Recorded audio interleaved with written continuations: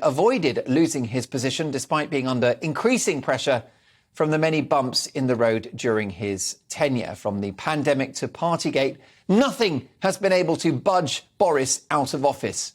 Is he unstoppable? Seems like the answer to that, Tony Parsons, is yes. He's certainly stoppable because the great divide of the national debate in recent years, the Remainers will always absolutely loathe him and hate him for taking us out of the EU.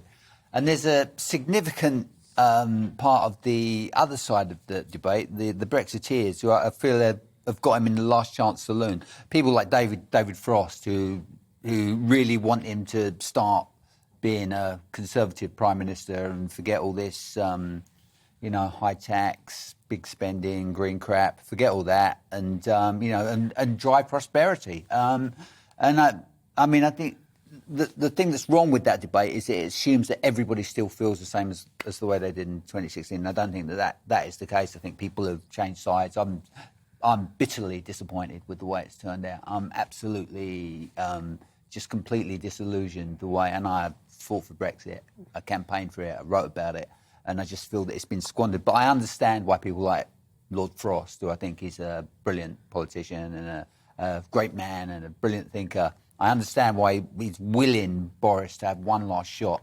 at getting it right, because I think that's the only thing that saves him. I think he's been very lucky with his enemies. He's been very, very lucky with his enemies. He's been very lucky to have Corbyn. He's lucky with Starmer.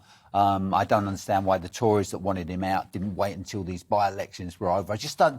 They're so incompetent. They're so inept. Well, isn't that part of his unstoppability? This is a guy that history has taught us to underestimate at our peril. Yeah, and even the last 24 hours, he goes to Ukraine, he cuts a global figure. He's an absolute national hero in Ukraine. Well, he is, but at the same time, he's standing up Red Wall MPs who have broken that historic bond between the working class and the Labour Party in the north. And I had a mum who was tribal Labour, and I know how strong that bond is. And to break that bond is something. And to casually stand them up, the trouble is, Boris does treat his MPs and the British public like some large-breasted bimbo that he's, fobbing off on Christmas Eve, explaining why he's, got to spend Christmas with the wife and kids.